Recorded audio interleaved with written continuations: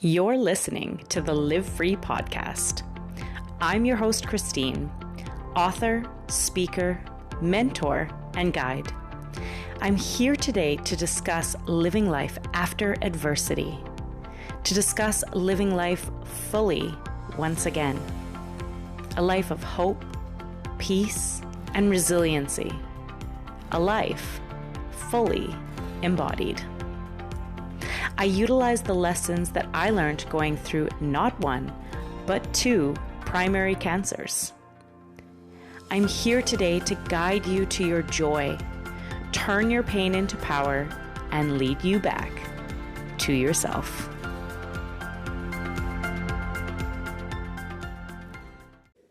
Hello, and welcome to another episode of the Live Free podcast. Today, we have Lisa Taylor on the podcast. Lisa is an ICF certified life coach, a shamanic healer, and author of the transformative memoir, It All Begins With You.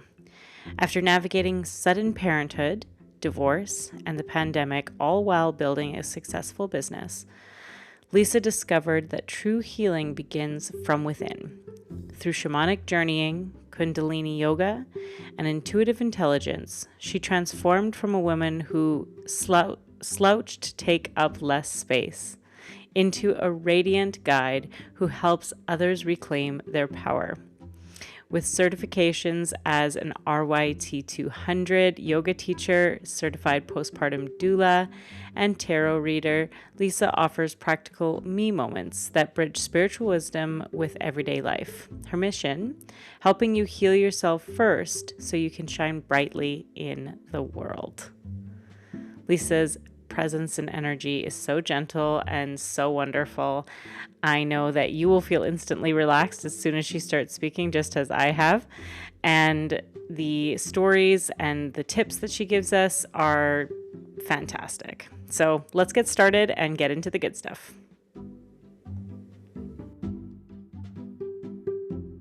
Hello and welcome to the podcast. Hi, thanks for having me, Christine. It's great to be here. I'm looking forward to having you on this podcast today, Lisa, and chatting a little bit about your story and where that brought you. Before we started the interview, I said you've got this beautiful book behind you. I want to hear a little bit Mm. about your book as well. So let's start with, where in the world are you tuning in from? Yeah, I am in Napa Valley, California. Beautiful, beautiful area. I've been there Mm. myself, and yeah, it was enchanting. Yeah, it's pretty special. Very, very magical and abundant. Amazing. Well, there you Mm. go. So let's start a little bit without your story. Let's just dive into the good stuff. Yeah. And I say good stuff tentatively because I know that it is a powerful Mm. story, one of pain and also power. And so let's start a little bit with your history, your background. Where did this all start for you, this big change in your life? Yeah. Well, my book is It All Begins With You, and it is a story, my memoir, really. And it has actionable moments that I call me moments at the end of each chapter. There's 10 chapters. And the book outlines very raw and personal stories, things that I experienced. So it was a kind of a chunk of time where a lot of things happened very quickly, very life altering. So I'll start with kind of that timeline of the book. I was living with my then husband, and we decided to move. And that was because we had a big storm in Northern California, destroyed our home, all the neighbors' homes, flooding, trees down, like really, really serious. And it was an opportunity for us to move to Southern California, which is, if you're familiar, it's a very different cultural place. We were there a lot because his family is there, his work was there, so we would visit. And this divine message came through and said, "It's time to move down there. It's time for you to go." And I resisted it. I did not want to go. My friends, my family, I had grown up in this part of the state. So my business was thriving. I had a digital marketing agency. It was doing so, so well. And then it got interrupted. And so I said yes, because it felt like a yes, even though I was resisting it. And from that point forward, it was just nonstop challenge, change, disruption, and a lot of beautiful things that happened as a result of that. So we moved to LA 5 months in. His sister and her daughter, who was 6 years old, show up knocking on the door. And we were their last resort. And they had been kicked out of their house, went to mom's house, went to dad's house, ended up with us. And we had the space, physical and emotional space to kind of handle this. And so we did. And we came to find out that there was a lot of things that they weren't sharing with us until we saw them in person. And so, we gave mom an opportunity to go take care of herself, get the help that she needed. And we decided to be the Monday through Friday parents to our 6-year-old niece who was not reading and writing, who was just coming out of potty training, who was, very, very challenged in ways that we weren't fully aware of. So we took that on, and it was insane, quite honestly. Very, Mm. very difficult. 2 hours of homework every night. I was at the parent teacher conference. Mom wasn't there. We learned that she had only done 30 days of kindergarten. Mm. So we were dealing with this emergency. And as a woman, my maternal instinct kicked on, and I just really got really close with her. We spent a lot of time together one on one and developed a bond. And I just felt really compelled to help. So I did. And, through that period, I was able to see how the marriage was not strong. There was a lot of toxic elements, a lot of gaslighting, a lot of challenge, no thank yous, and that wasn't the right place. So when my niece completed her first grade year, after which she won the Best Reader Award and Most Improved Student, which was amazing, Wow. I decided to get a divorce. And that was, had its own set of challenges because I felt like a failure and friends would question me and make me feel really guilty about it. But in my heart, I knew that that was not it. And I went through with it and spent a year in healing. And for me, that looked like having a psychotherapist every week.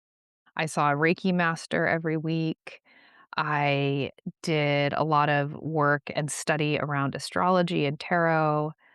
I studied shamanic healing, bought a one-way ticket to Bali, stayed there for 2.5 months, living and working and eat, pray, love, and Yeah. learned a lot about, yeah, myself because I was rebuilding. I was so small. I was nothing, really. I had just come down to just nothing, and it was this process of learning about myself through a soul-centered life and a soul-centered experience and kind of building outward from there.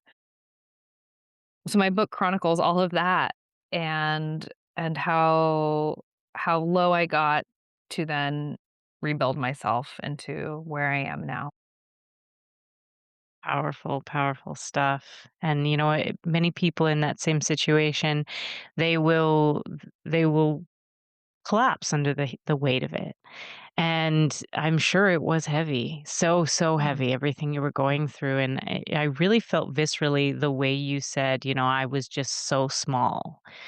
And, you took so much strength and just pushed and bought a one-way ticket to Bali and said, "Hey, you know what? I'm gonna eat, pray, love my way through this," which is my favorite movie, by the way. So that was pretty cool.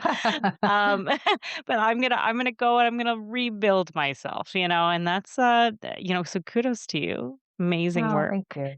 And I mean, you radiate now, so I can only assume, spoiler alert, that Yeah, there was spoiler. some rebuilding that happened there. Oh, yeah. Many layers of rebuilding and rebirthing and, just on and on. It doesn't stop, I guess, but this to me felt like a really big lift where, I dug through, I went back to my childhood. I went into the wound with my mother. I studied that. I healed that. I did a lot of work around that. And that really allowed me to unlock these newer spaces and be more expansive and vibrant. So very worthwhile. I'm wildly curious. Did you end up in Ubud and all that Yes, as I went to well? Ubud. I went to Oh, Ubud, amazing. and I hesitated because I had heard that it was, like, quote, "touristy," which is not at all the word I would describe it. Um, I started in northern Bali. I Mhm. went on a retreat there, so it was kind of more locals, I guess, by the volcano, if you know Agung, Yeah, I and do. then I ended up in Ubud. Yeah, you've been. Yeah, yeah, certainly. Yeah. Yeah, that was, inspired by the movie. I was like, "We have to go here." Yeah. So, Oh, yeah, yeah, it's so special, it's so special, like, yeah, Ubud is just magical. And then I went to Australia as well, which was having their winter time. So that was okay. really interesting. It was like a year of darkness. I experienced, winter solstice twice. It was really Eh, interesting. yeah, Yeah. wow. Well, I love it. Okay, so you've done these amazing trips, you've done these amazing experiences. You really started your rebuilding process. You know, you went and you did your Reiki, you got into tarot, you had this soul centered journey. What was reintegration like for you? Because you've now Mhm. come back to Napa. How did you bring all your lessons into your new life? Yeah, such a great question. So, one example, returning from Bali back to the US was just the biggest culture shock. It took me, like, 3 days to get home because there was all these snafus, and I was like, "Oh my gosh, is this a sign? Am I not supposed to be back there?" Fair. Yes, I was. And I'll tell you the time frame, that was 2019. So I did all of that work, all of that stuff, the divorce 2018, a year of healing through 2019. So I came back to my community and I just was so different from the inside out. I felt like, "Oh my gosh, my life has to reflect this differently."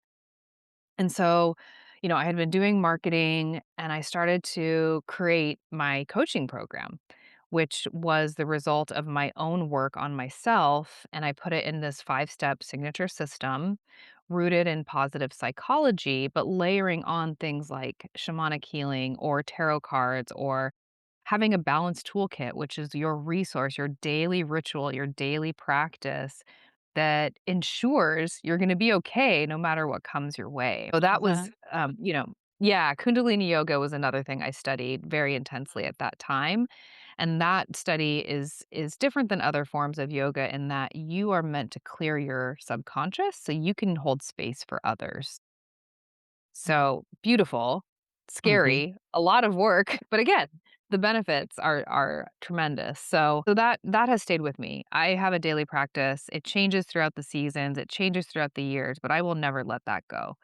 And all my clients have to have one. If they don't have one, they're making one. And it can be something like, I'm gonna take 2 minutes of breathing every morning, or I'm gonna not listen to music when I make my coffee, and I'm gonna make it a ritual. It's so personal. It's so personal. So that's one way, and the coaching program is another way. And then just I think having a different, whenever we travel, we educate ourselves in such a different way.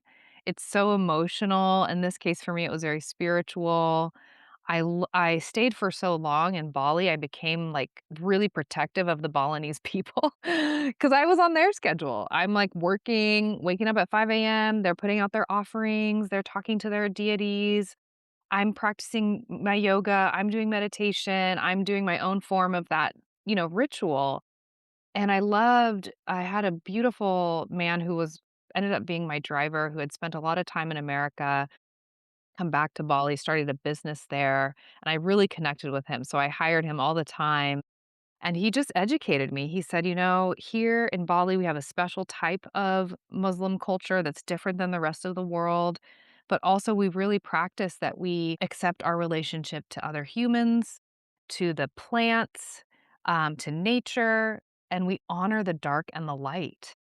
And that really resonated with me because I had been through so much darkness. I was like, "Oh my god, you're right." It's such a teacher to have that awareness. So, I feel like I'm still integrating that whole experience, to be honest with you. Yeah, fine. Yeah. Yeah, absolutely. These lessons, they just keep coming back, and then you have a conversation, with somebody who's like-minded and you remember them on another level. So, Right. yeah. Yeah. Okay. And so you came back, you went back to Napa, you started a coaching business and you have clients that you work with and then you wrote a book. Is And that then I wrote a am I book, yeah. reflecting all this? I mean, yes, there's periods of time where this all happened. I came back, I thought about the book in 2020, actually. So we went into shutdown mode, everyone's at Mhm. home. People start to reach out because I start to share, on social media, in my emails, "Hey, this is what I've been doing, everybody. If you need something, this is what's worked for me." And so those clients start to reach out, and then 2020, everyone's at home and they really start to reach out. So I'm hosting meditation groups online every month, do that for a year. People are connecting with one another in these meditation groups, and that starts to form more things and more coaching, more partnerships, group coaching, that sort of thing. I had been teaching yoga a little bit. I went into like full teaching mode as a resource, really, as a tool for others. And then the healing work that I've been doing, which kind of shows up differently for different people, but tools like shamanic healing, tools like tarot cards or oracle readings, depending on where a client is at. And we start the coaching, they set out these goals, they have these intentions, and inevitably there's a block that shows up.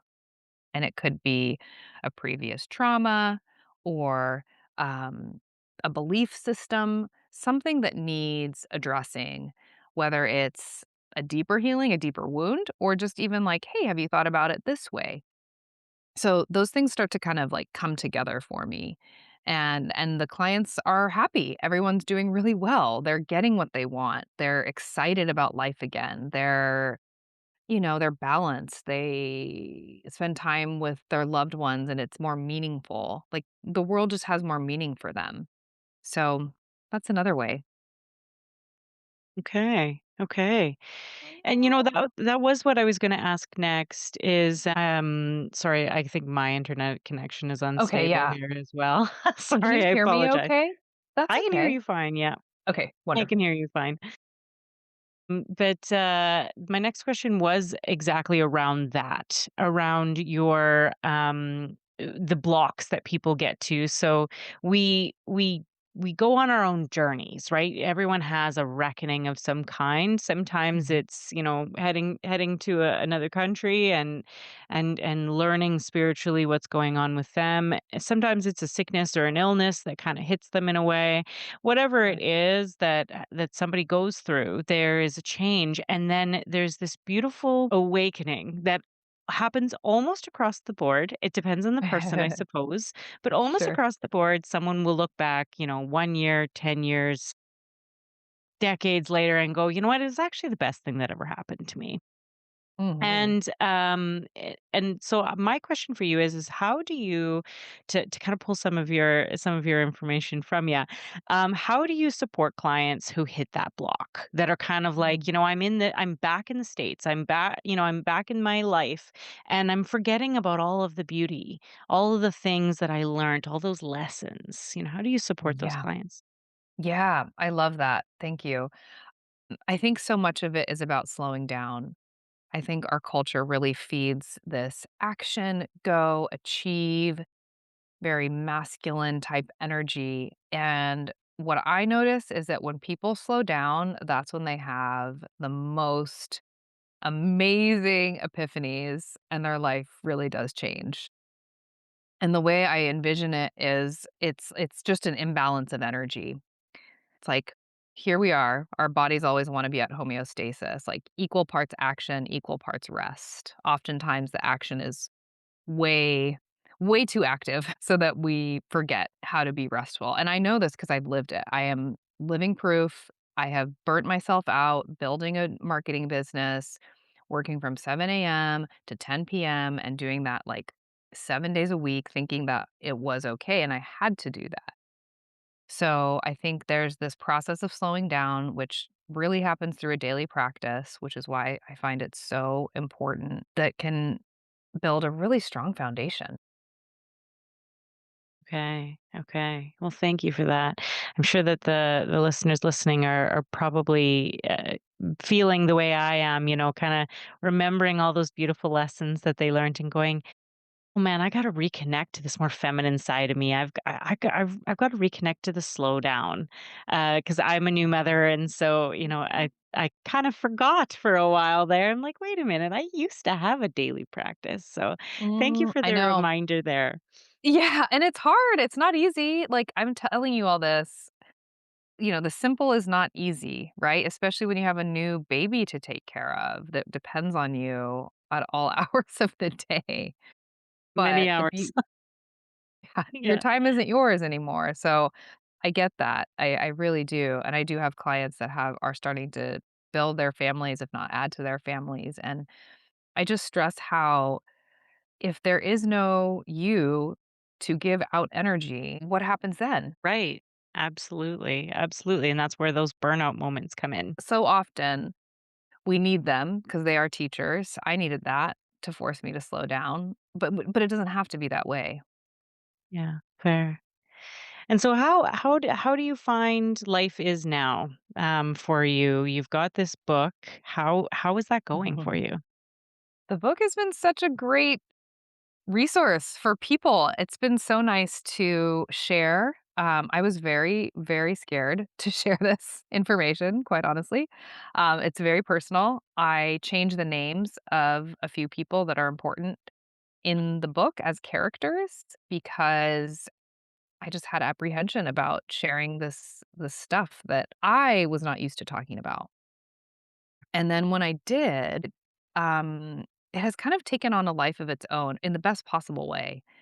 And I feel free. I have no more shame. Shame went away along the way, along the way of publishing and writing. And I just get such beautiful feedback and stories from clients, from people that have read it, that it has made a difference to them.